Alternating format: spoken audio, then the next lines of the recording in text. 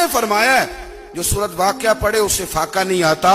کہنے لگے چاند تو اپنی جگہ چھوڑ سکتا ہے, سورج گر سکتا ہے, تارے ٹوٹ سکتے ہیں, پر مدینے والے رسول کی بات غلط نہیں ہو سکتی. حضور نے فرمایا فاقہ نہیں آئے گا تو انشاءاللہ کبھی بھی نہیں آئے گا. کرنے کا کام یہ ہے کہ ہم اپنے معاملات, اپنی عبادات, اپنی دعائیں کبھی 10 منٹ عادت ہو جائے نا دعا مانگنے کی علیحدہ سے رات کو.